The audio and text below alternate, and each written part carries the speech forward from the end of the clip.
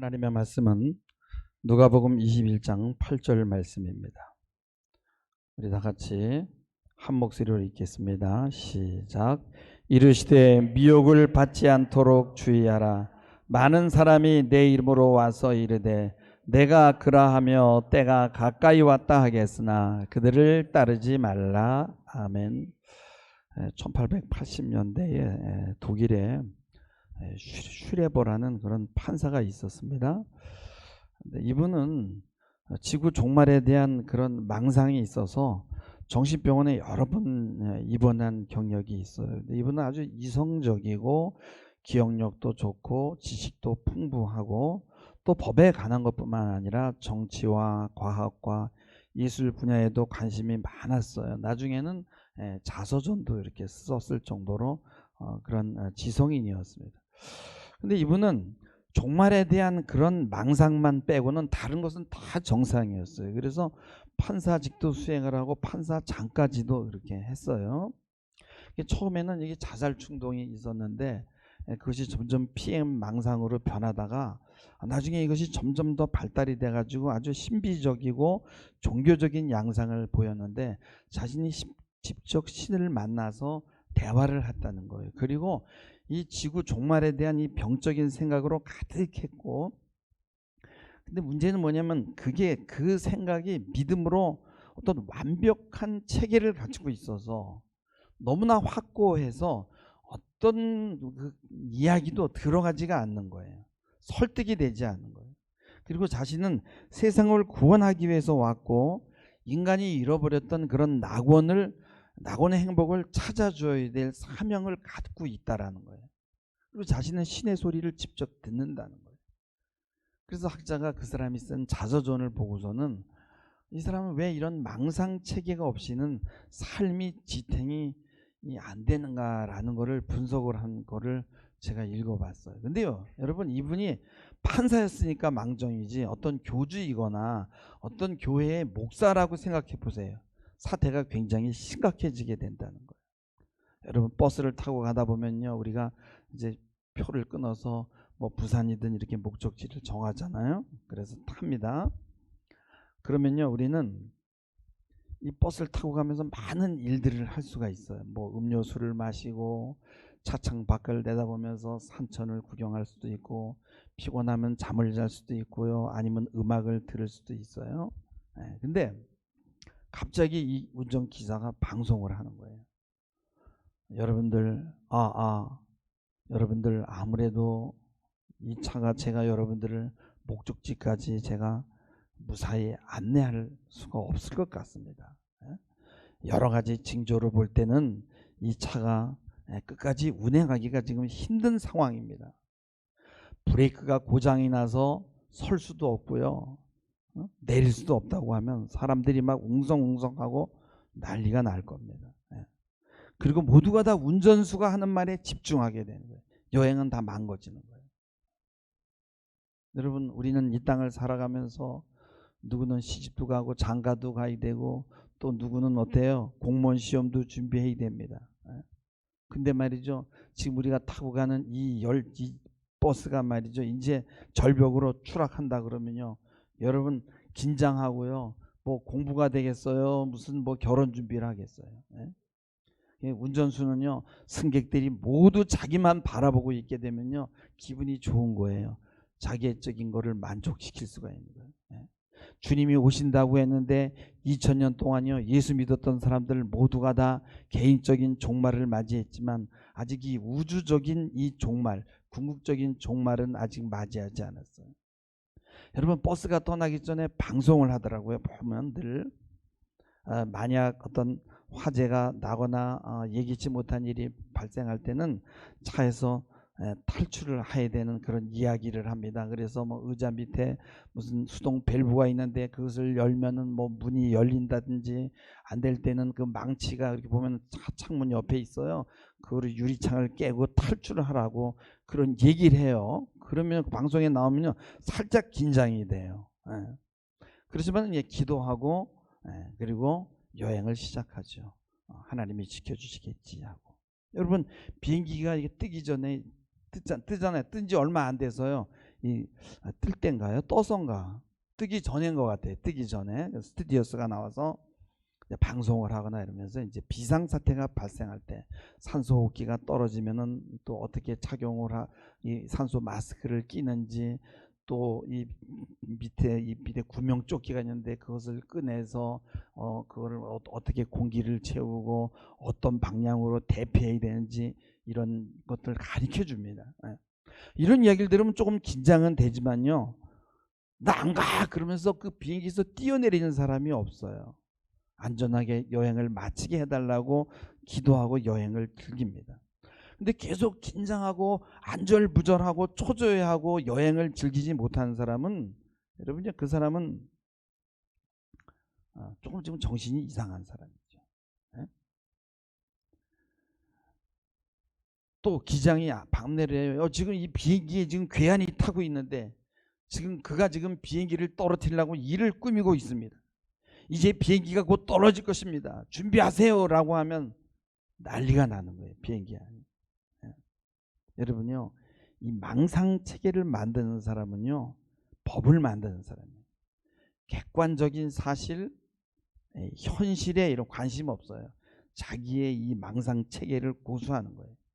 그래가지고 이게 믿음을 주고 연속성을 주는데 뚫고 들어갈 수가 없어요.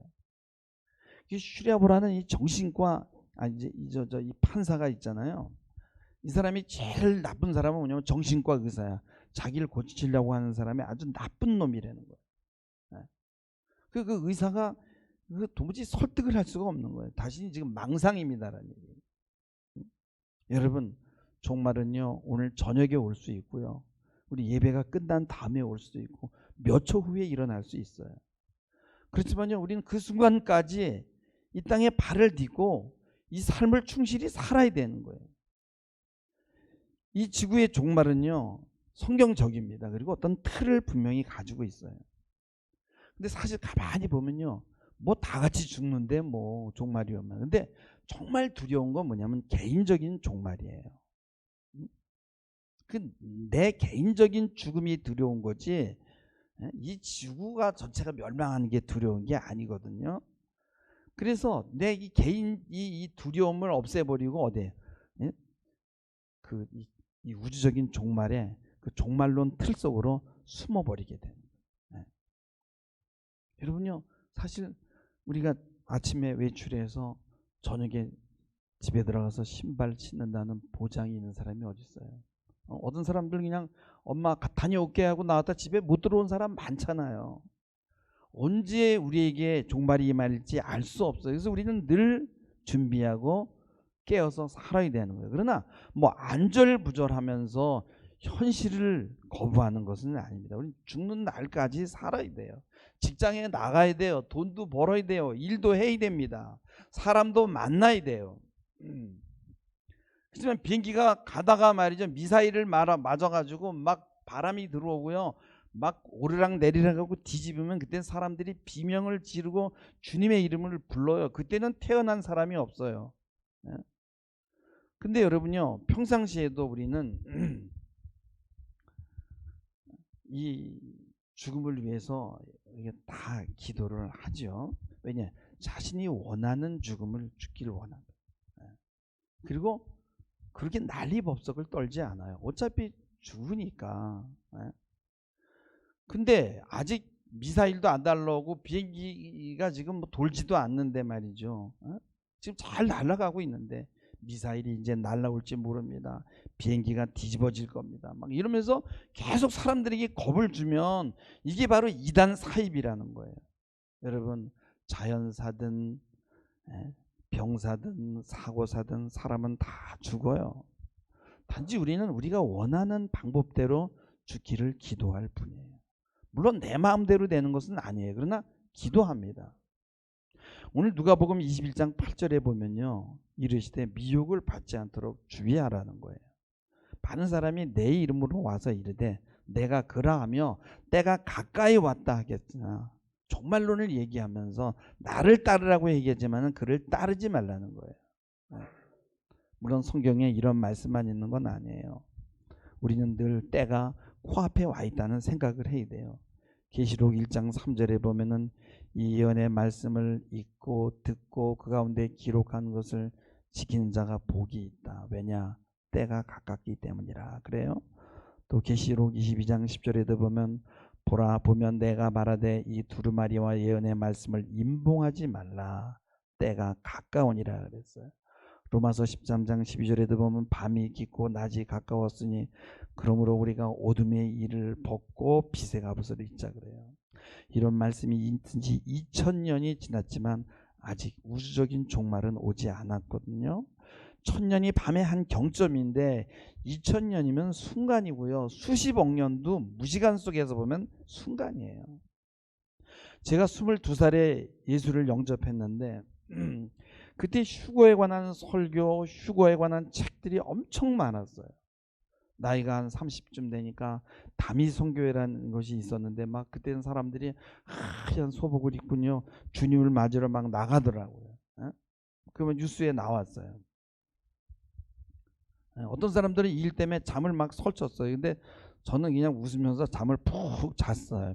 주님이 오시면 나도 데려가겠지. 왜냐면 주님이 난 사랑받고 있다는 게 확신이 됐거든요. 많은 이 사이비 종파가 요한계시록의 그 비밀을 자기가 풀어냈다는 거예요. 근데 보면은 별거도 아니에요. 다 주석에 나오는 거예요. 찾아보면은. 그리고 무슨 7년 대환란이 언제부터 시작되고 그래서 몇 년에 이것이 뭐 끝나게 되고 대접 재앙이 뭐 언제 오고 이 뭐 다니엘서의 예언과 연결해 가지고 막 날짜를 계산합니다. 뭐 이런 일들을 여러 번 한 거예요. 근데 이 사단의 전략은 뭐냐? 이솝 우화에 나오는 거짓말하는 양치기 소년들을 많이 만들어내는 거예요. 그래가지고 나중에 사람들이 종말에 대해서 무뎌지게 하는 거예요. 또 저 소리 하는구나. 그래서 정말 주님이 도적같이 올 텐데 사람들이요 무뎌져가지고 아무런 대비를 못하게 하는 거예요. 진짜 늑대가 왔다라고 얘기할 때는요 사람들이 달려오지 않았던 거예요. 근데 이 역할을 뭐예요? 사이비 종교가들이 하는 거예요. 한참 유행하다가 이제 그 세대가 많이 이제 죽기도 하고 그랬는데 요즘에 또 한참 종말론이 막 부쩍 늘었어요. 왜냐면 전쟁이 일어나고 하니까. 그래 막 이 사기꾼들이 늘어나는 거예요. 여러분 신앙에서 종말론은 너무 중요합니다.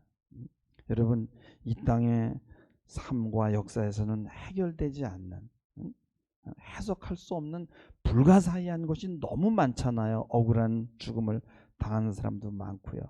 근데 이런 부조리는요 종말 이후에 정리가 되어야 될 것만 같은 그런 당위성을 줘요. 그래서 사도 요한이 반모섬에서 그 환상을 보잖아요. 그 두루마리를 그 인봉을 풀 사람이 없을 때 막 울잖아요. 매우냐 그러니까 이걸 풀 자가 없어서. 거기 보면 내가 궁금했던 거 모든 부조리들 이런 것들이 거기 다 기록이 돼 있을 텐데 그걸 풀 자가 없는 거야. 그러니까 예수님이 음성이 들리냐 두려워 말라. 그것을 풀 자가 바로 예수님이라고 하잖아요. 그래서 삶의 과정 중 나타나는 이 불가해성은 종말론이 없으면 해결이 될 수 없는 거예요. 그래서 우리 크리스찬은요 이 우리 삶을 해석하는 틀로서 이 종말론이 꼭 필요한 거예요. 이것이 우리는 위로를 받아요. 근데 이 틀로 도망가서 숨으면 안 되는 거예요. 죽음에서 도피하는 방법으로 이것을 사용하지 말라는 거예요. 지구적 종말이 오기 전에 개인적 종말을 맞을 사람이 너무 많은 거예요. 저도 그럴 거고 뭐 알 수는 없지만 여러분 삶이라는 게 만만치가 않잖아요. 얼마나 힘들어요. 그렇지만 우리는 우리의 마지막 때를 자연스럽게 받아들이면서 향유할 수 있음을 받아들이시기 바랍니다. 이게 천상병의 귀천이라는 그런 시가 아주 유명한 이유는 뭐냐면 그 천상병 시인이 굉장히 삶이 고달팠어요. 힘들었고요. 가난했어요. 근데 그는 삶을 소풍으로 비유를 한 거예요. 그 상계동 아파트가 이렇게 개발되기 전에요.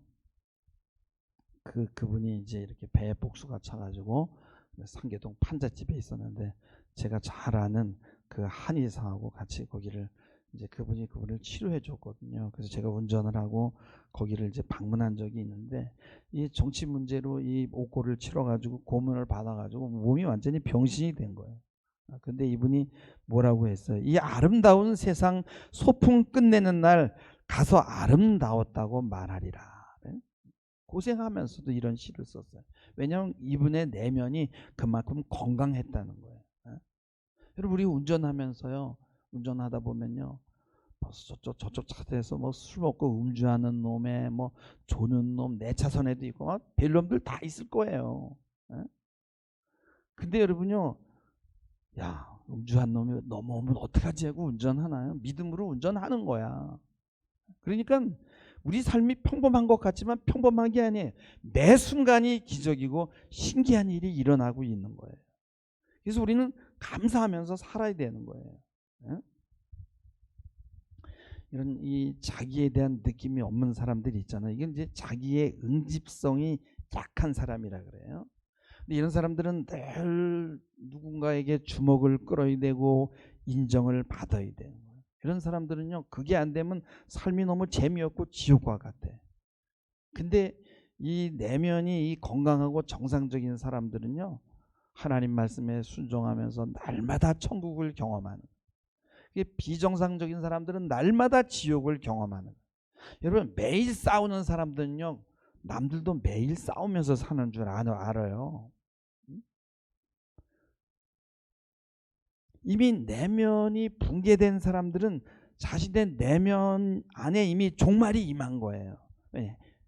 응집이 안 되고 해체됐으니까.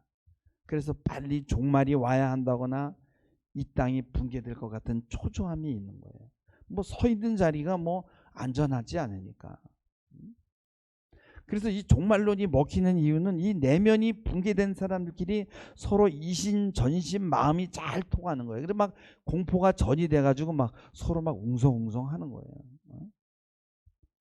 그래가지고 언제 종말이 온다고 했는데 그 날짜가 지나갔는데도 이 사람들은 다시 날짜를 설정해요. 왜냐하면 이 사람들은 종말이 없으면 살아갈 이유가 없는 거예요.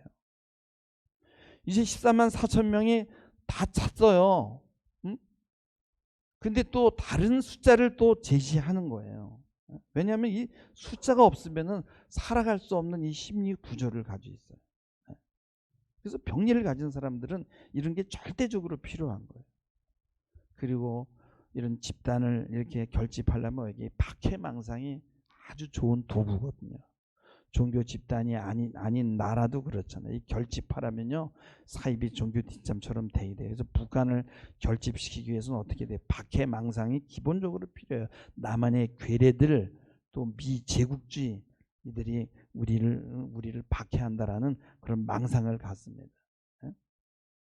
이 망상이 왜 무서워? 이게 행동화할 수 있는 거예요.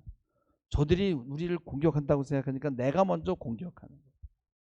그래서 여러분, 이스라엘은요, 이 팔레스타인에 있는 그냥 뭐 여자든 남자든요, 여기 있는 사람들이 다 하마스를 보이는 거예요. 그러니까 다 죽여야 되는 거예요. 그리고 하마스는 이스라엘은 이 땅에서 다 쓸어버려야 되는 거예요. 서로 박해망상에 빠져 있는 거예요. 그러니까 뭐 그냥 단추 누르는 거예요. 뭐 보이지도 않으니까 누르면 떨어져가지고 뭐 몇백 명이 죽든. 이게 다 뭐냐면 우리 안에는 이 박해망상이 있어요. 여러분이 아기가 이제 사랑을 받지 못해 친구들하고도 이제 왕따를 당합니다. 놀지도 못해. 나가면 늘 얻어 터지고 아이들과 어울리지도 못합니다. 근데 엄마는 다른 남자 만나서 어디로 가버리고 아버지도 어떤 여자 만나서 외국으로 가버린 거예요. 그 아이는 버림받은 느낌 속에 있고요.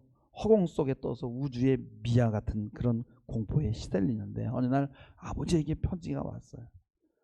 야 이놈아, 내가 이제 조금만 돈을 더 벌면 내가 한국에 돌아가서 내가 다시 데려올게.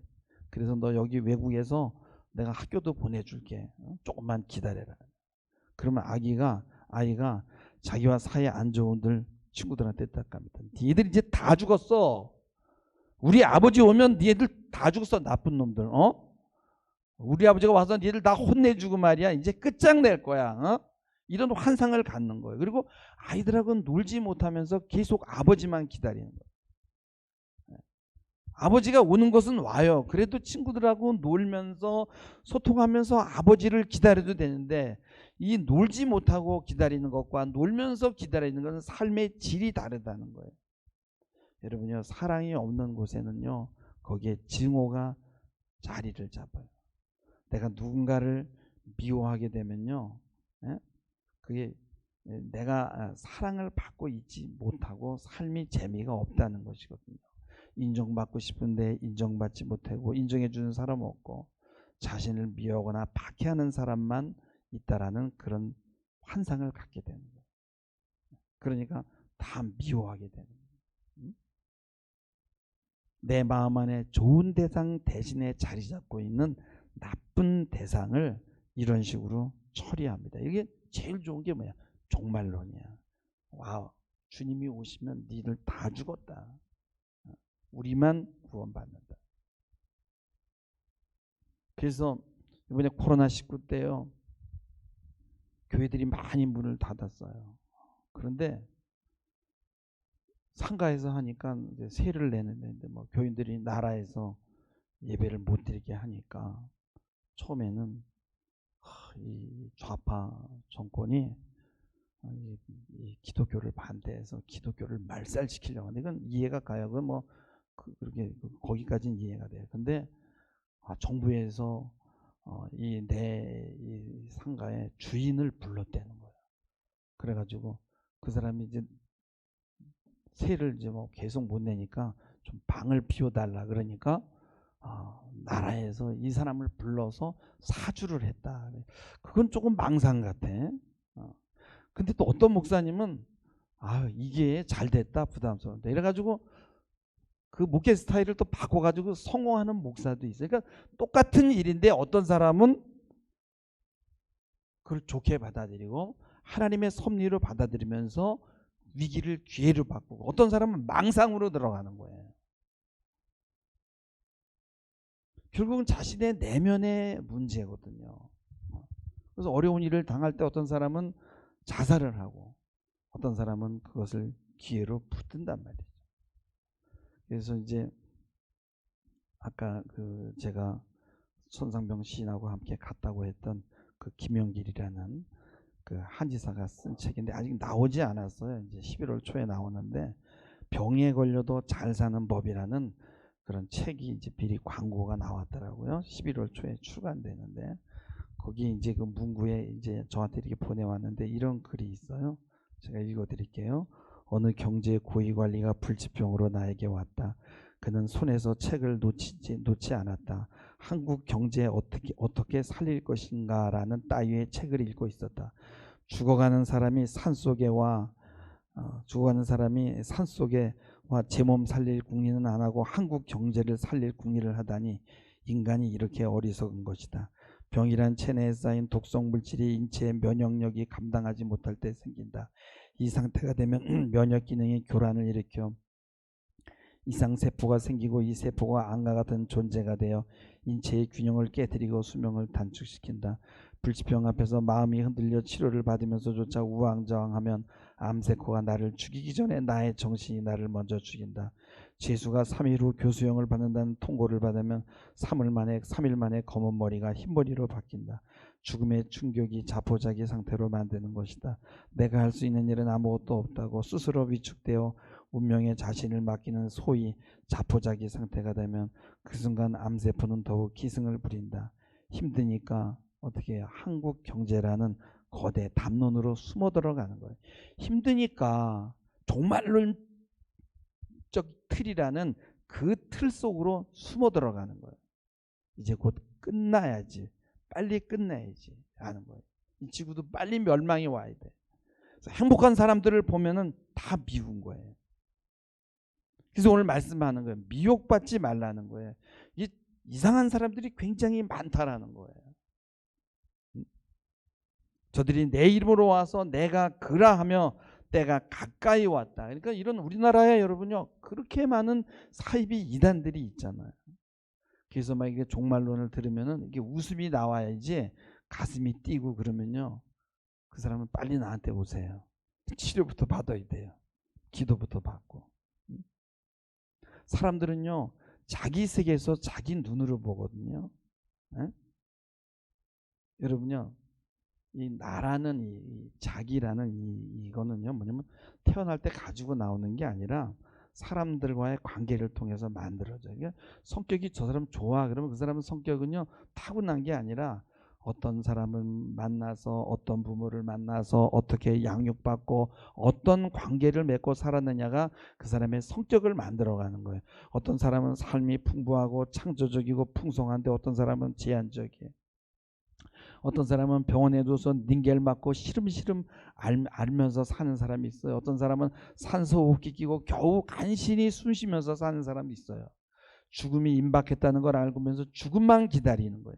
이게 종말론자들의 삶이라는 거예요.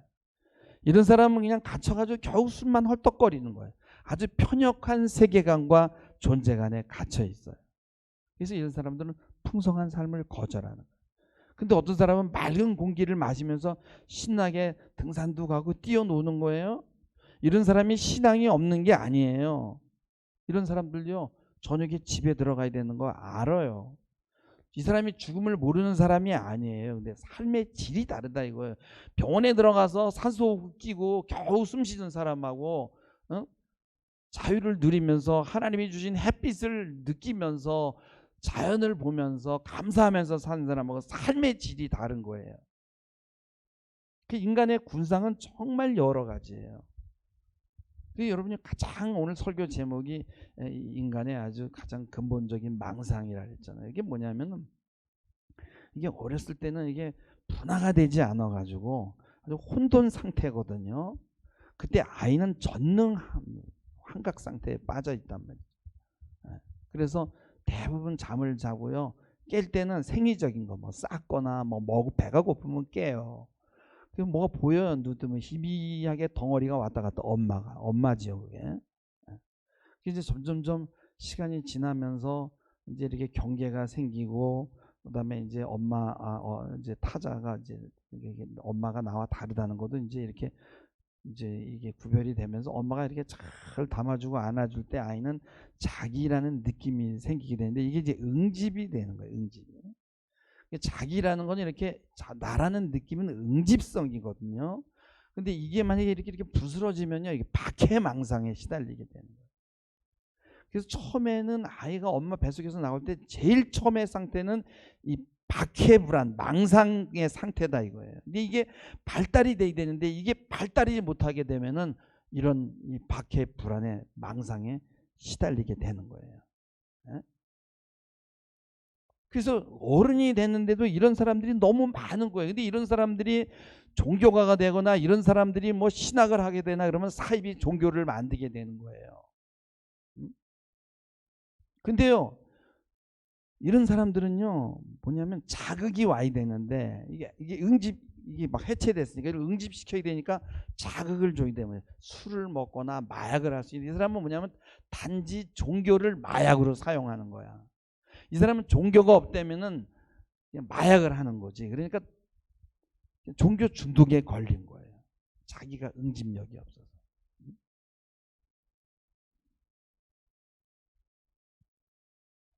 그래서 우리는요, 여러분요, 그런 거예요. 구원을 받았다라는 것은 어떤 이 애굽으로부터 노예 상태로부터 죄의 상태로부터 구원을 받았지만 거기서 끝나는 게 아니라 또 무엇을 위해서도 우리는 구원을 받은 거예요.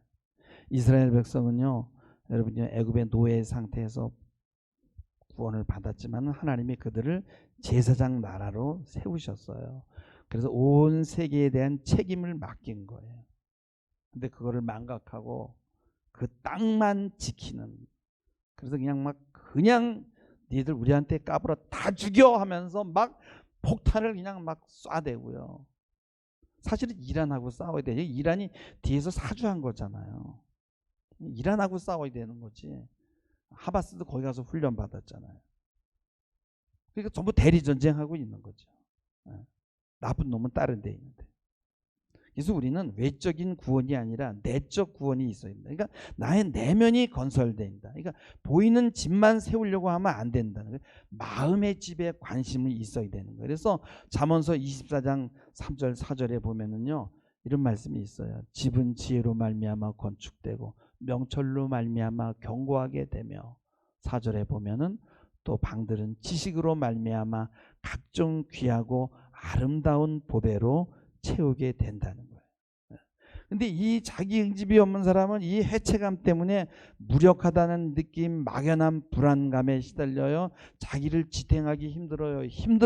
힘든데 이유가 없어요. 그냥 힘들어요. 만성적으로 힘들어요. 다 힘들어요. 다 싫어요. 그냥 빨리 종말이 왔으면 좋겠어. 그리고 몸은 항상 여기저기가 다 쑤시는 거예요. 누군가가 나를 지탱시켜줘야만 내가 설 수 있어요. 모든 사람이 자기를 바라봐 줘야 돼. 예? 여러분요, 보세요. 낮에는요 무력에 자빠져 잠만 자다가요, 밤이 되면요 오토바이에 탁 타가지고 붕붕 해가지고 막 그냥 막 질주를 합니다. 그래가지고 오토바이 탈 때는 다른 사람이 돼버려. 예. 그거 이상하잖아요. 낮에는 정상적으로 살아야 되는데 왜 낮에는 자빠져 누워 있다가 밤만 되면 일어나서 붕붕붕 하냐 이거예요. 여러분요, 이게 종교가, 신앙이 얼마나 귀해요. 그런데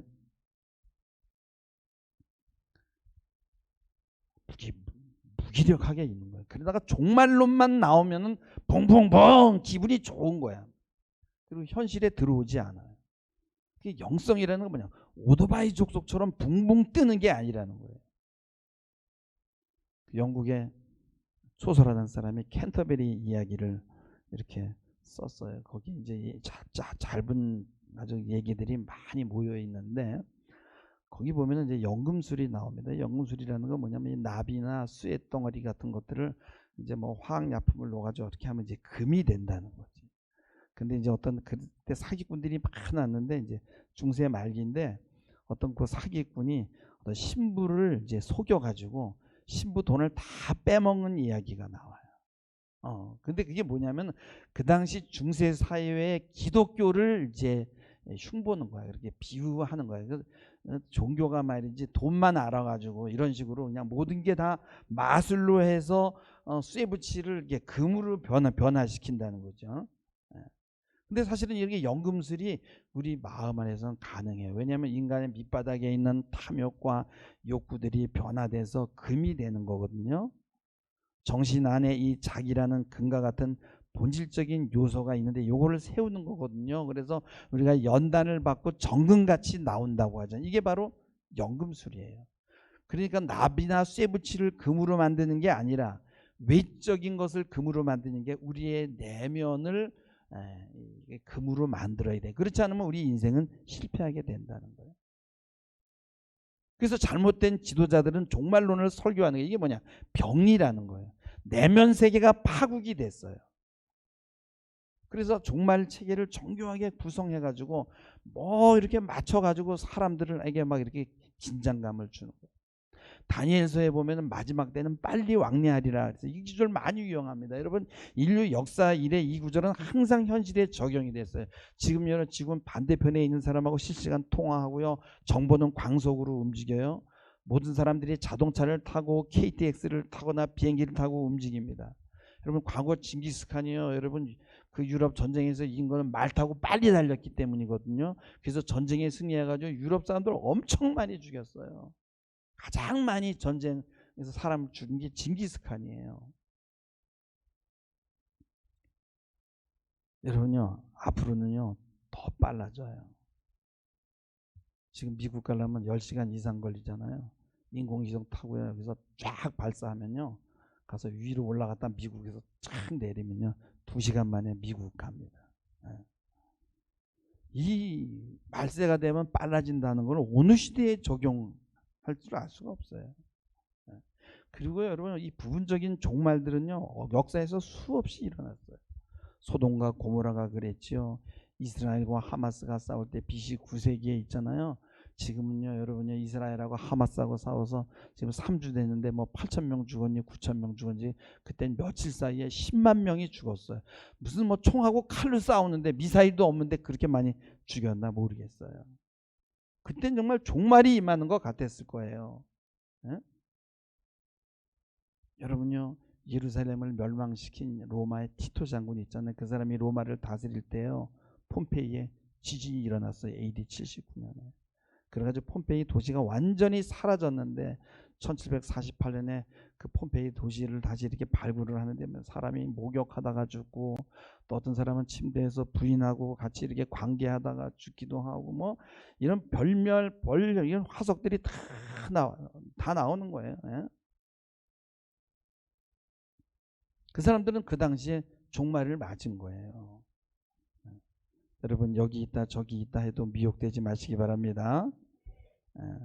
우리는 어떤 것으로부터 구원을 받았고, 이제 거기서 끝나는 게 아니라 또 무엇을 위해서 구원 받았어요. 억압과 위험과 독재와 임박한 재난으로부터 우리는 구원이 필요하기 때문에 물론 기도해야 됩니다. 그리고 이 악마적이고 귀신 들림에서도 구원 받아야 돼요. 근데 이거보다 또 더 중요한 건 뭐냐, 이 두려운 종말론에서도 여러분 빠져나와야 돼요. 뿌리 없이 방황하고 무의미한 존재로부터 해방돼. 그래서 숨쉬기 좋은 탁 트인 넓은 공간으로 하나님이 우리를 인도하는 거예요. 그것은 내적인 것이다 이거예요. 여러분, 지금 여러분 비행기에서 뛰어내리면 안 돼요. 어떤 사람은 중간에 막 뛰어내려서 자살하죠.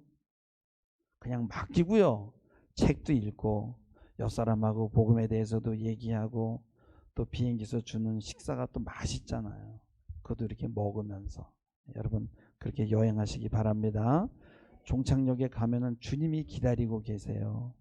이 비행기가 가다가 중간에 폭파된다는 생각하지 마세요. 그런 거짓말에 속으면 안 된다는 거예요. 우리는 종말론이 있기 때문에 윤리학이 필요가 없어요. 왜냐하면은 그때를 바라본다면 우리는 여기서 열심히 잘 살아야 되잖아요. 네.